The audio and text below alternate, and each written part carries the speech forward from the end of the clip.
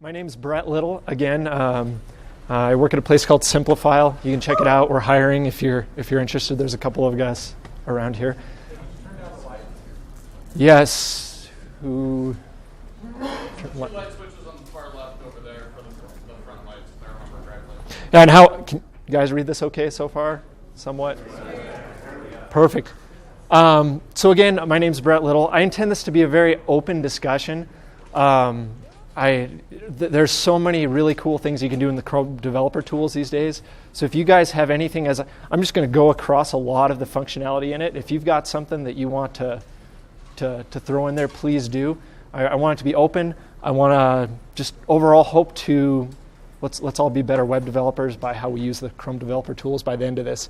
All of the slides that I'm doing too are also on this web address right here.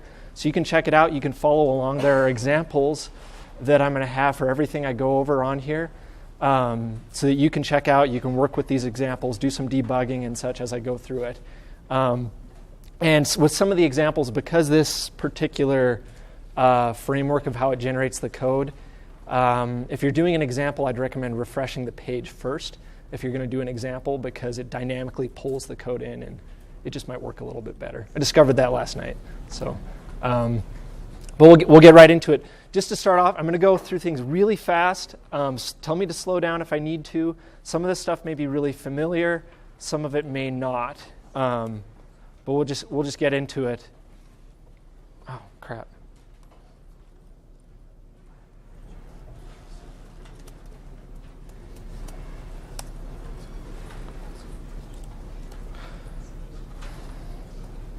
Okay. So we're going to get into it. I want to briefly mention just some of the basics about Chrome, what it is. You don't need to read this entirely. There's a lot of information on here. You can go after and read over it. The different channels that are available for Chrome, there's the stable, beta, dev, canary.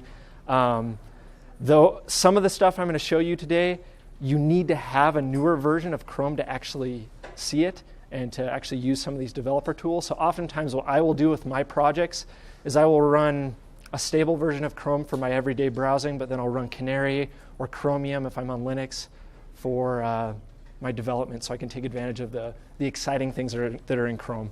So again, you can go to this link, the release channels, and actually get links to how you can download all these different versions of Chrome.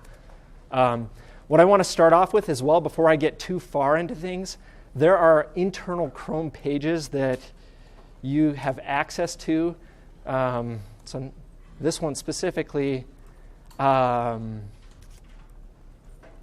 can't just click on the link. So there's all these internal pages inside Chrome that give you access to some of its pretty technical internals of the browser itself that you may or may not care about. There's a couple that are particularly important that I want to highlight. This address is chrome://flags. These are experiments inside Chrome. Some of these things will need to be enabled to do the kind of stuff I'm going to show you how to do today.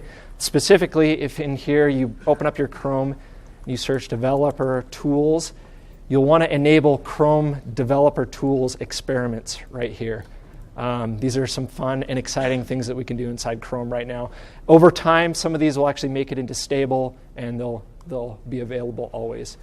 Other ones of interest, experimental JavaScript features, as well as experimental CSS stuff, if you're interested.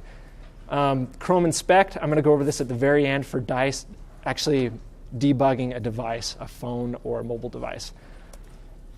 So to start off, just really brief, simple stuff. I assume everyone here is roughly familiar with Chrome developer tools. Navigation across it. So as you can see, there are the elements at the top of the Chrome developer tools.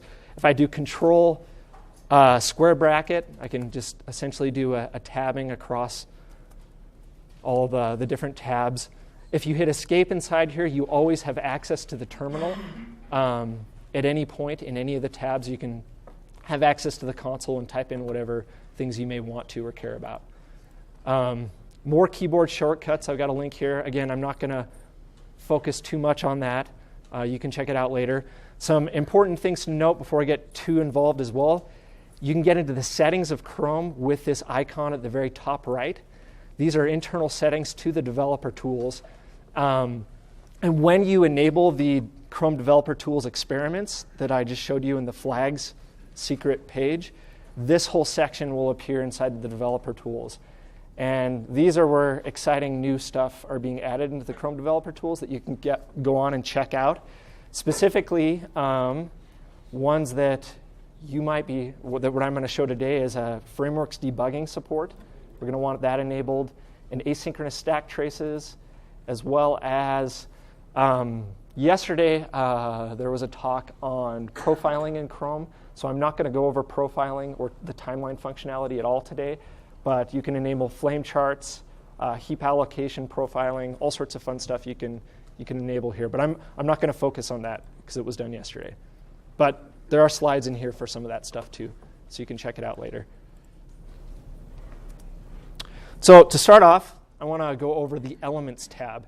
So you can bring up the Chrome Developer Tools by right-clicking on an element and inspecting it. Again, simple stuff, I hope. But now this is a dynamic view of the DOM tree of the current page that we're on. As I actually go across it, it's going to tell me which element I am actually highlighted and selecting on the page. I can drag and drop elements. I can just dynamically move things around wherever I want to and just modify it in place. I can also double-click on this. I can modify it. Hit enter, it'll change it in line, things like that. I can right-click, I can edit it as HTML, modify the HTML in line if I want to.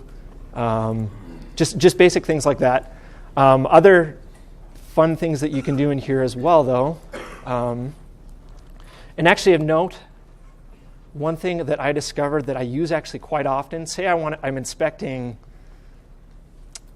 this element right here, and I want to see what's inside of it. If I Control-Alt-click on it, it'll automatically expand all sub-elements inside of it, which is kind of just a random little bit of stuff, which is useful at times. Sometimes also you're inspecting a component that it's hard to right-click on it and inspect it because it's got like a click handler or something. So you can use the magnifying glass, find what you want, click on it, and then it'll jump to where it's at on the page. And any modifications you do in there, you can do Control-Z and it'll undo it. So if you drag something around, you can undo all the different stuff as you modify stuff in line.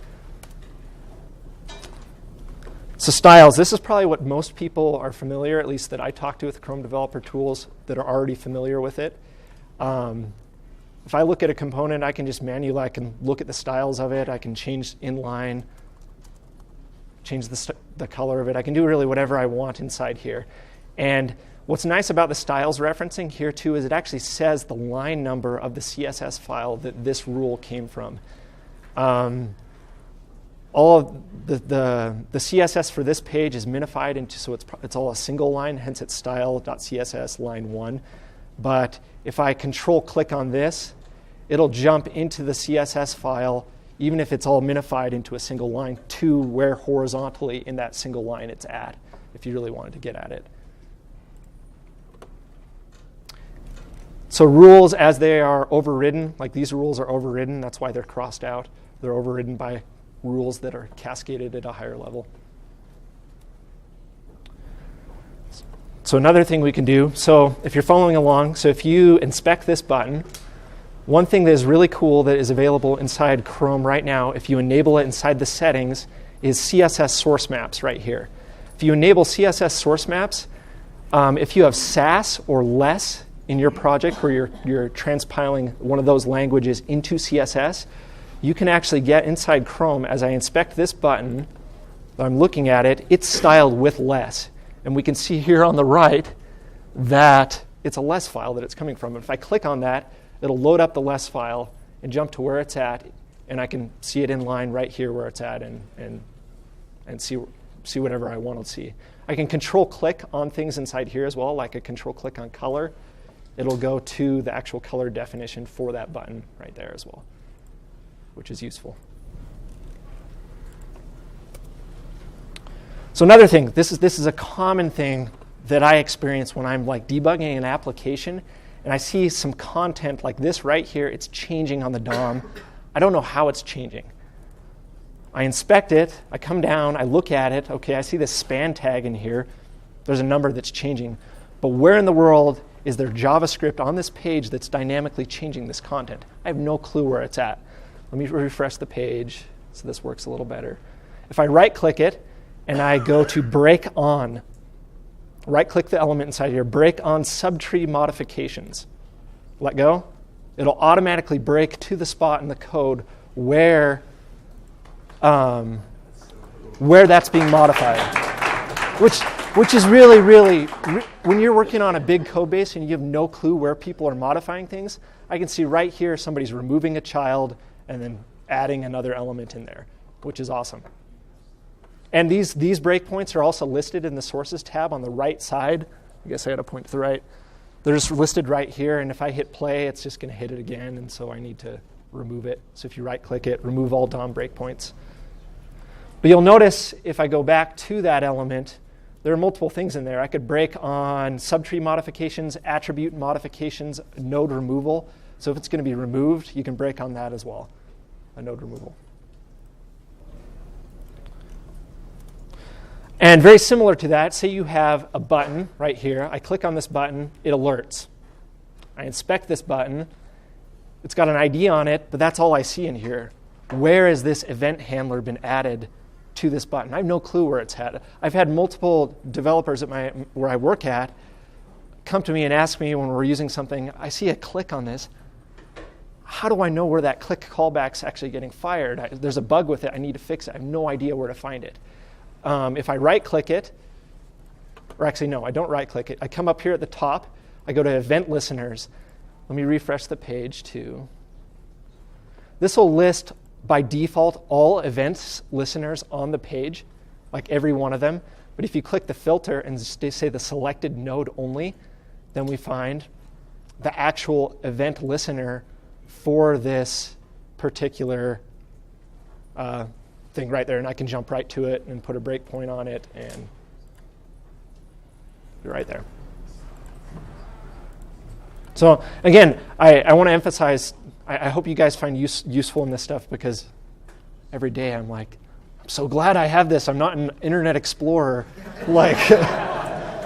So another thing that is useful inside Chrome is computed properties. Sometimes you will have, so if I inspect this element right here, and we look at the styles of it, all the properties on it are relative to other components on the page, like its parent or relative in one way or another. Like the font size is an EM. I have a width that is using the calc function, 100% minus 68 pixels.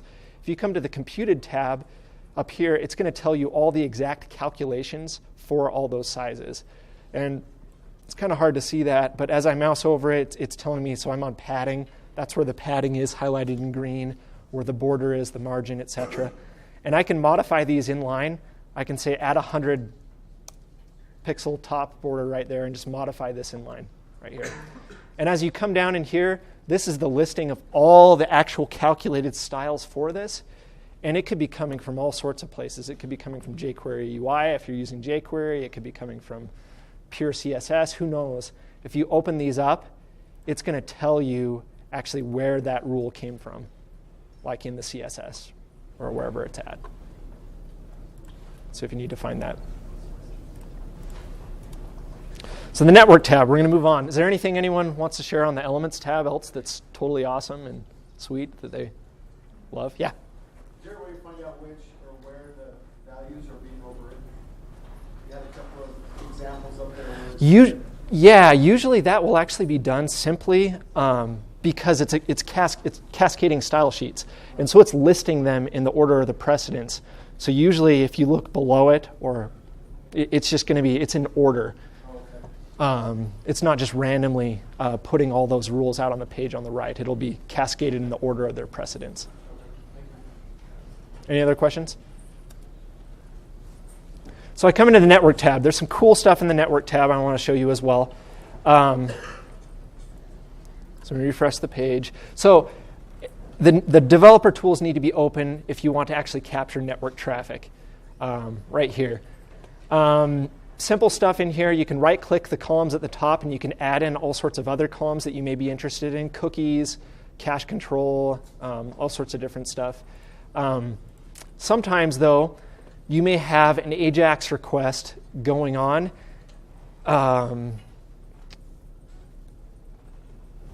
You may have an AJAX request. You see it in here, and you want to know where it came from. Like, I don't know what actually made this AJAX request. So I can filter in here and find where it's at by just doing some response. So some response.json, an amazing file.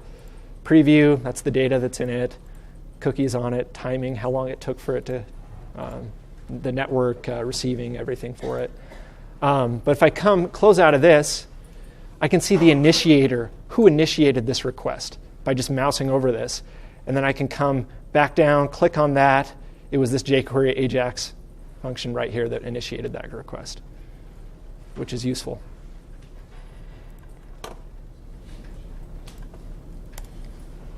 WebSockets. Who here uses WebSockets? Anybody? Okay, so you're probably familiar with debugging WebSockets in the Chrome Developer Tools. I have a simple example. Ooh.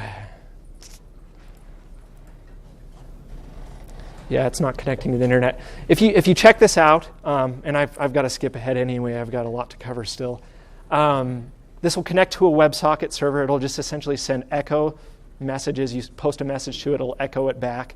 But if you follow the instructions in here, and you can filter the types of requests in the network tab, like if it's an XHR request or WebSocket. So if you filter by WebSocket, open up the request for this example, there will be a frames tab, and these are the actual frames of the WebSocket request as you type them, and they're sending it back and forth. The green is what I'm sending to the server, and the white is what the server is sending to me. And what's obnoxious about it, too, is you'd think that maybe this would automatically update as messages are going across the WebSocket. It does not. You have to re-click on this, and then re-click frames, and then it updates it, which is kind of annoying. But if you'd like to play around with that or play around with WebSockets, you can do that just with this exercise. XHR breakpoints. So maybe something's a little bit more complicated. So I've got this little send request thing going on right here. Let's refresh the page. I can come into the network, or actually the sources. If you come into sources and open up XHR breakpoints, you can set a breakpoint for when a request happens that contains a particular URL. And it's just a regular expression, but I can put in here some response.json, hit enter, send request, and it should have made the request, but it didn't. Yeah, I think I have a network issue going on right now for that request. But again, the point of it is you can add these XHR breakpoint requests. So you can break anywhere in the code when it's making a request to a particular network resource. Any questions about that? It's kind of cool. Are you searching for the URL in the regex in there?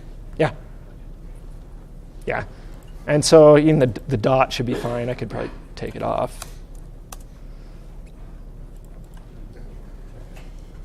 Yeah, we'll move on though.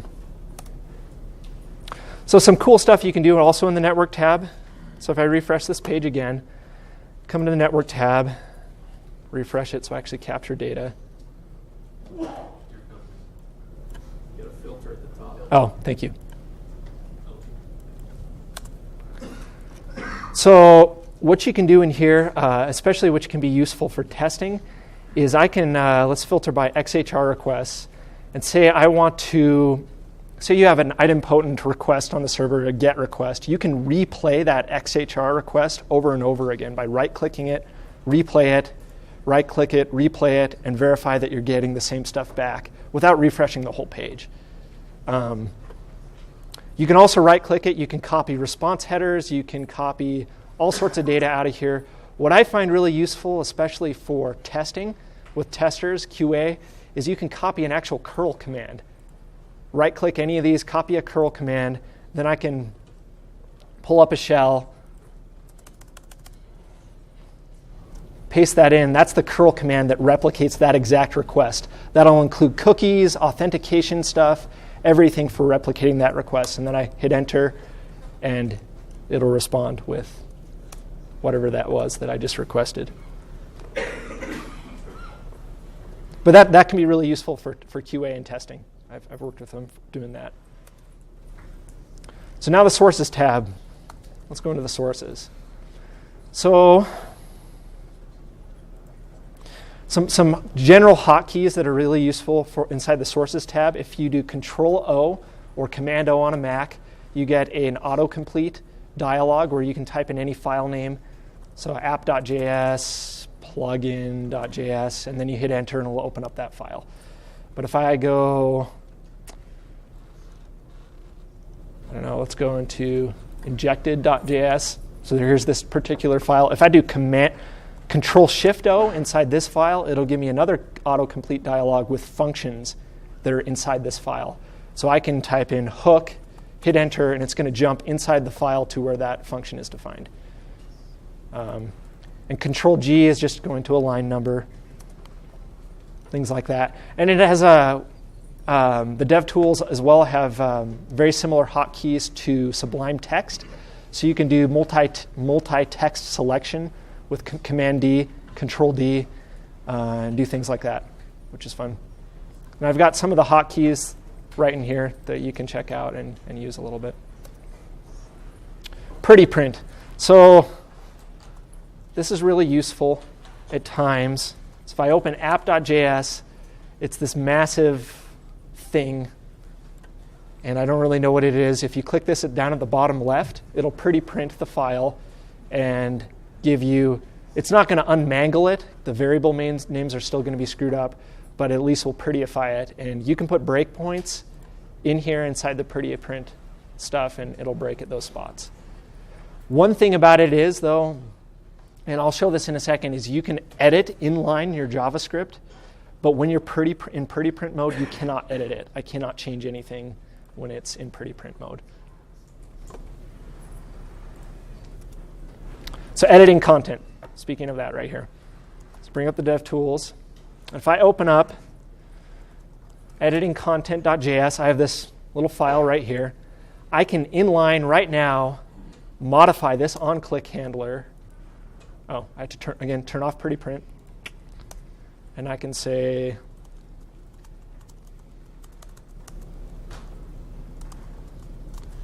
and then once you've modified it, you do Command-S or Control-S. It'll save it, and actually I'll bring it up. If it says recompilation and update succeeded, then it has applied that change to the page right now. And now I can come down here, click on this button, and it says hello there. But again, that's just in memory right now. That's why the whole thing is kind of maybe hard to tell on the projector, but it's got a reddish pink background as a warning, and also this little exclamation icon saying that's in memory. If I refresh the page, it's all gone. So you can just kind of play around with things, modify them in line.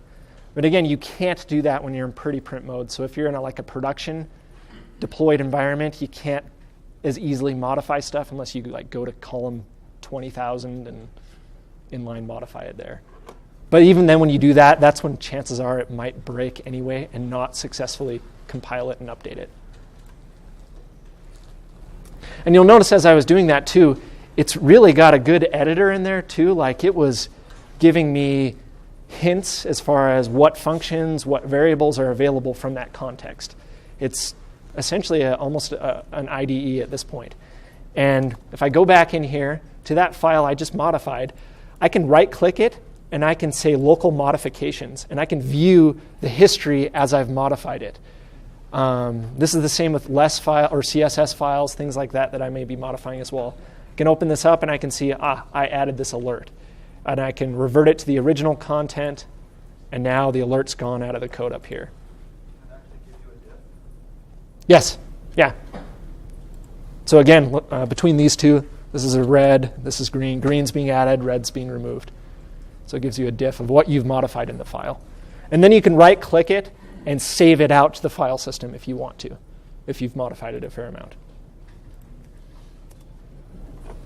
So the question is, yes?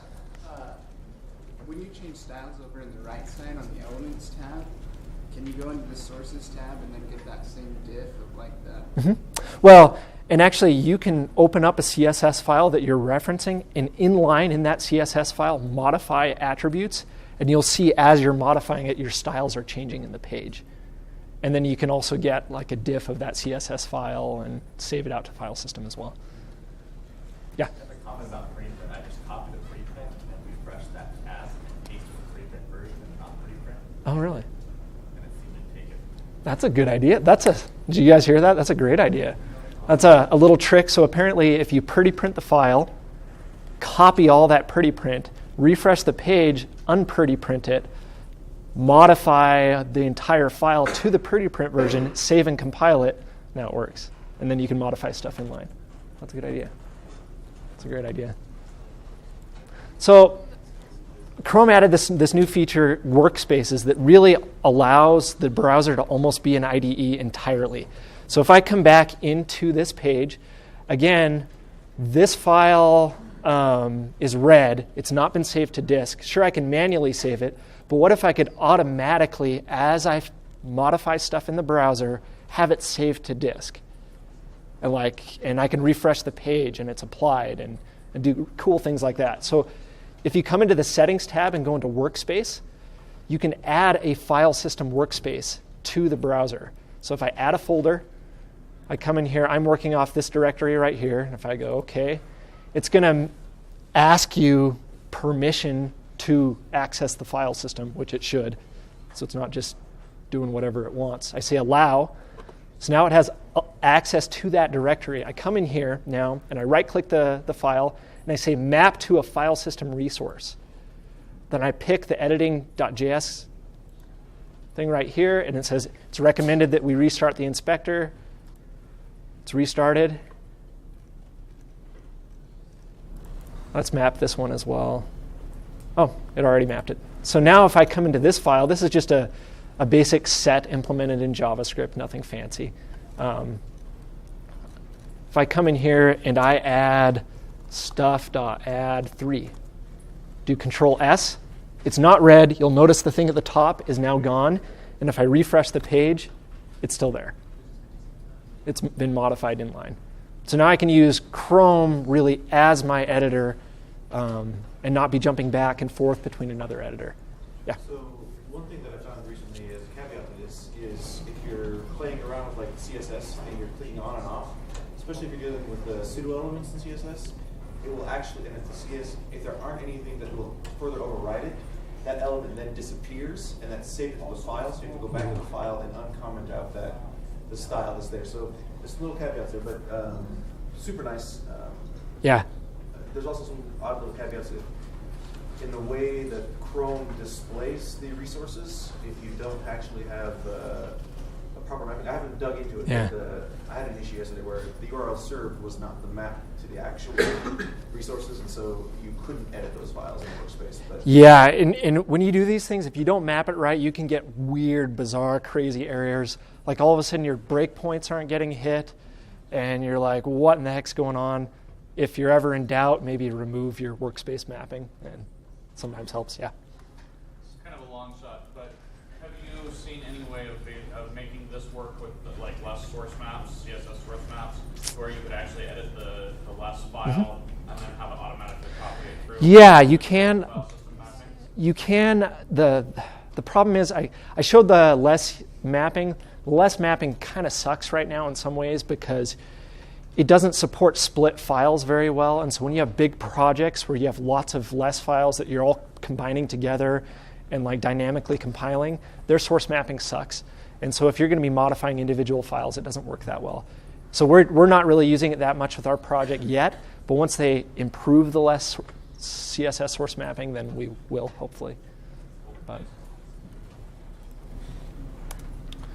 so debugging, not really going to spend much time here.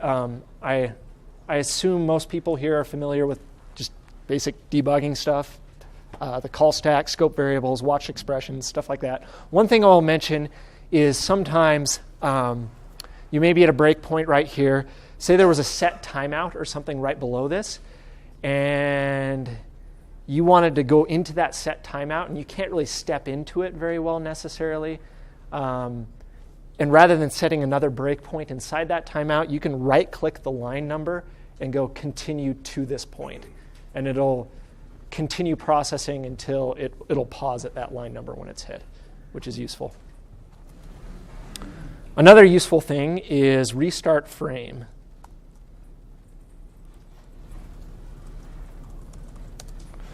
So again, I've got this set class right here. If I, again, let's remove our, so I'm doing, just in case.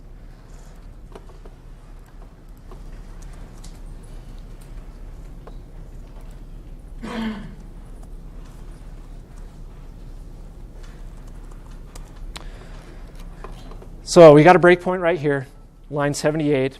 If I refresh, we're paused at this point. If I step into this, say I'm going into this add method of this set, I go down, down, down, I'm in here, and I'm like, oh crap, I really wanted to inspect the scope when I was right here at this point. I can right-click the stack, and I go restart frame, and it'll start me to the top of the frame again. And then you can continue down, which can be really useful. Long resume, another useful bit of functionality. So this is something I didn't mention. This is really convenient.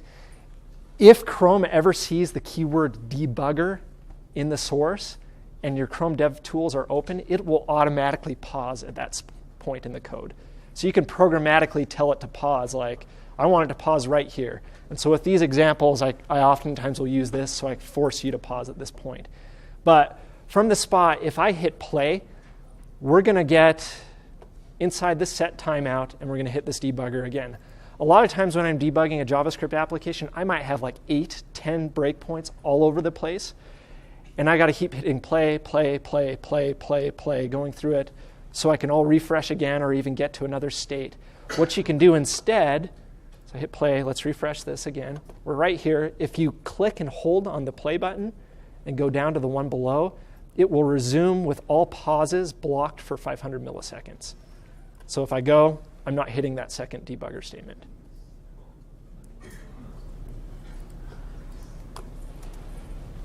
Another one's, this is awesome. This excites me. When I saw this one, I was like, yes, they did this. I love it. So if I refresh this page, I am paused. And maybe let me take this off first. I'm paused at this point. I probably need to restart this. So I'm paused at this point. A lot of you, if you're using any kind of large JavaScript application, chances are you might be using something like Lodash, underscore, jQuery, Ember, Angular. I don't know what you're using. But when you come in here and say you're debugging, and I get to this underscore reduce statement, I'm like, oh crap, sure I could step into it. Now I'm in Lodash land of total nightmare. I have no idea where to go, what to do. Do I step in? Do I step over? Do I step out? I don't know. I stepped out. Crap, now I'm on the next statement. I totally missed line 8. What you can do, this is awesome. So first of all, you need to come into experiments and enable frameworks debugging support. But once that's enabled, you come into general. You come down here and enable skip stepping through sources with particular names. And then I put in Lodash. This is a regular expression, so I could put jQuery in here as well, whatever I want. But I'm just going to put Lodash. Refresh the page. Step forward, step into. Oh, crap. I probably need to restart.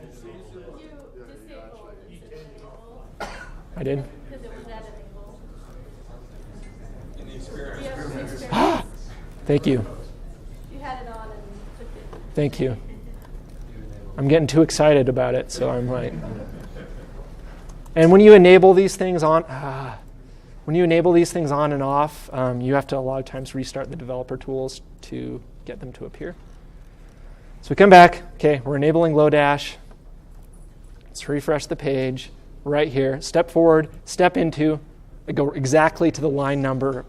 So it skips over all the framework code, because why do I care about Lodash? And then if I go next, it's going to keep, because again, this is a reduce statement, so it's a loop. It's going to keep going over it, and eventually I'll come right out of it. There it is. So I can skip over framework code. which is really, really nice, really useful.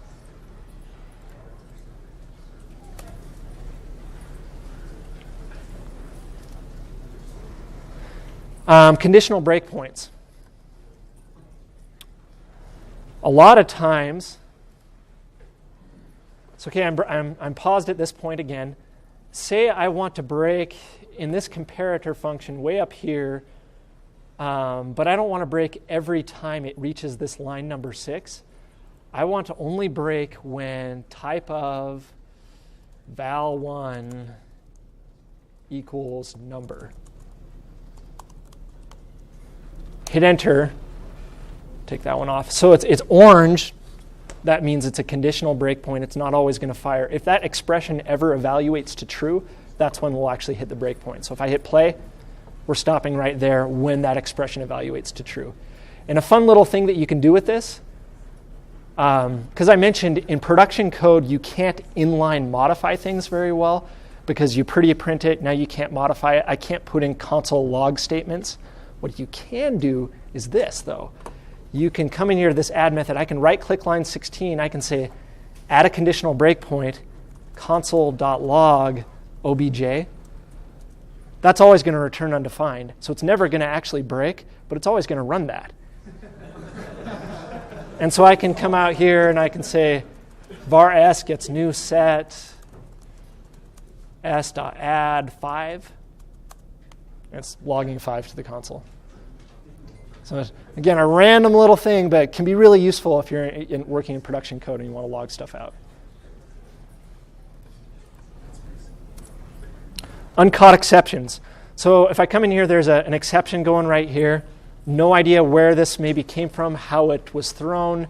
I can refresh if I come into sources and I click this button up here, it's going to automatically pause at all uncaught exceptions. So if I refresh, it's going to pause at that particular spot. And I can even pretty print it, and it'll still preserve where actually in the code it was got the error at.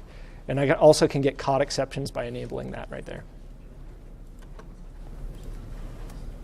Asynchronous stack traces. So this is probably the most awesome thing that maybe I could illustrate to you guys today. This is really brand new. You, again, have to have experiments enabled, and you have to enable it inside here. Enable support for async stack traces. So if I show you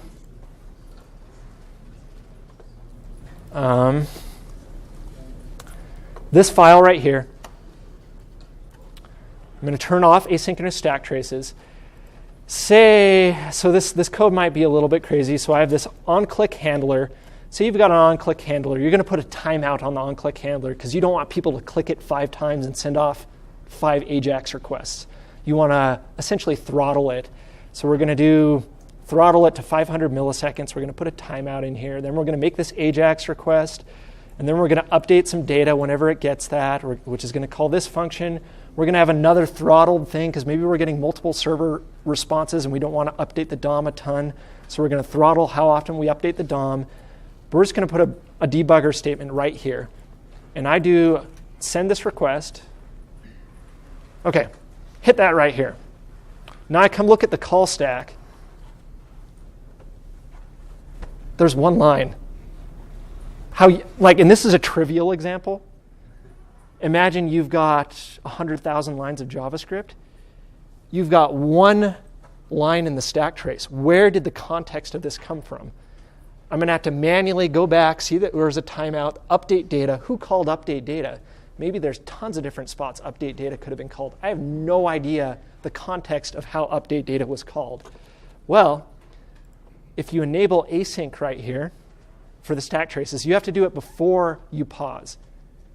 So before you pause. If you enable it while you're paused, it won't do anything. But if I refresh the page again, I guess I didn't need to refresh the page. Make asynchronous request, come in here, check this out. And what's so cool about this? So I come back, I see where the timeout was set, I come down, I see where update data was called inside the AJAX request, I come down to here, I come all the way back to where the whole thing was loaded up in this self-executing function right here. like all the way back to the start if you want to. And the crazy cool thing about that is, you see these timeouts here, 500 milliseconds, that could be 30 minutes. Maybe that request took 30 minutes in time, and I can go back to that point in time where this was, and all the variables that I see on the right are the scoped variables from 30 minutes ago, from whenever and however it happened. And that's awesome. Like how they're managing that and how they do that, which is why you need to enable it before the breakpoint is hit, because it needs to collect all of that before you're actually hit at the breakpoint. So you're saying it automatically links memory too as an added bonus? Potentially. Again, yeah. So, and I'll show you something worse that does that as well. So, but again, this is the developer tools, so we're not worried about that, are we? And this is that, store as global. Have you ever been paused at a spot in the code and there's some weird scope variable that you know is going to get modified throughout the course of your application? You want to log it as a global variable so you can just continually look at it in your code. You can, so at this point, you can right-click a variable, any variable I want. This is Angular code, and I can store as a global variable. And then what it'll do is it's going to generate a variable on the global, and it's going to put just for you that. So you don't just have to manually type window.this gets this. It'll just generate it and put it on the global for you. This is only available in newer versions of Chrome. That's why I'm not demoing it.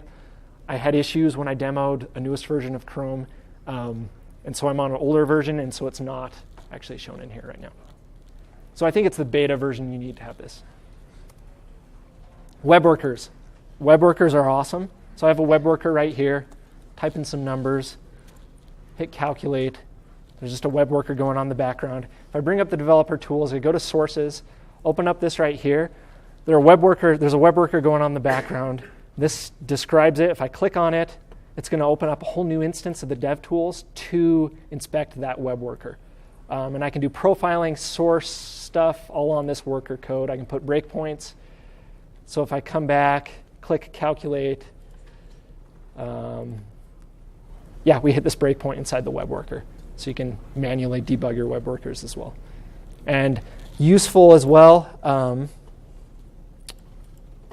if I come back in here, you can have web workers automatically pause whenever they are started in the background, the threads. So they'll automatically pause at the first line. Should be useful. So source maps, we mentioned less source mapping, but there's also JavaScript source mapping. Again, it needs to be enabled inside general in here. Enable JavaScript source maps. I have an example of TypeScript. What did I call it? Example.ts.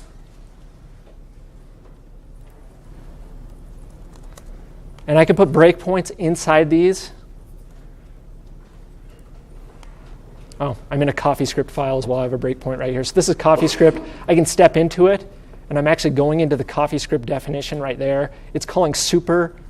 Go into the super definition of the animal class. I can debug CoffeeScript or TypeScript inside Chrome. And now I'm at the TypeScript one as well. Just step around. Chrome snippets. You guys are, I don't know if you're familiar with these. These are just like little snippets of code that you can add, create new ones, and execute in the context of your page. I'm not going to spend too much time on it. There's a link here for useful snippets that are out there. This one you run it on your page, and it'll print off all the colors that are used on your page. There's all sorts of fun little snippets that are out here that do different things.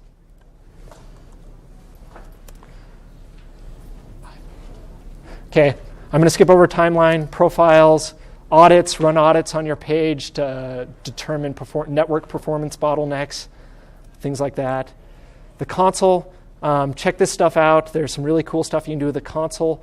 Even if you don't have jQuery or something like that loaded on your page, it'll automatically populate the $sign with a CSS selector API that you can use at all times on the page. Also, there is an XPath functionality where you can just evaluate XPath at any point as well, which can be really useful. Monitor events. Here's an activity you can do on here as well. Maybe I'll just do it really quick. Maybe not. So essentially, you just call monitor events. You give it an element. I'm giving it document. I want to monitor all scroll events.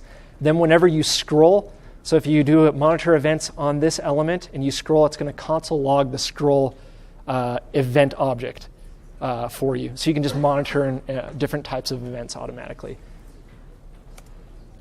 Commands, it was mentioned yesterday, you can programmatically call into the timeline and the profiler. You can programmatically start a profile, programmatically add a message to the timeline saying, I reached this point, things like that. So I want to show you mobile. We're almost out of time. So you can do some cool mobile emulation. If I hit escape at any tab I'm in, I can come to this emulation tab, and I can emulate an iPhone. Might need to refresh the page. And so now it's emulating what an iPhone would be theoretically. Or I can change it to a Nexus 5. It's just emulating whatever it would be. And say you want to, say your app depends upon some accelerometer functionality.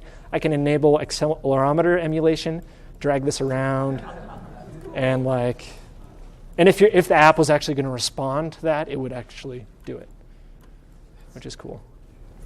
The rendering stuff in here, this was shown a little bit yesterday. I'm not going to go over it. We're almost out of time. Lastly, I wanted to show you really quick remote debugging a device. So if I plug in my phone, okay, it says yes. There we are. Let me open up Chrome. Okay, I'm on an Openwest website. So now if I come into the Chrome DevTools and I go to Chrome / inspect, discover USB devices. Now my phone is going to say, this computer wants to access my phone. Okay, always allow it. Here's everything I have open. See all the stuff I'm looking at right now. Speaker information. So we come in here, and now I'm actually, so if I show you my phone right here, I can go to the Elements tab, and as I come across here and open stuff, I'm actually debugging what's on my phone. And I can set breakpoints on here and do all sorts of stuff. But what's even cooler is maybe I'm at my desktop. I don't really want to be looking at my phone. So what I can do is I can click this button at the top right. And now as I move across this, you'll see my phone modifies as I do things on here.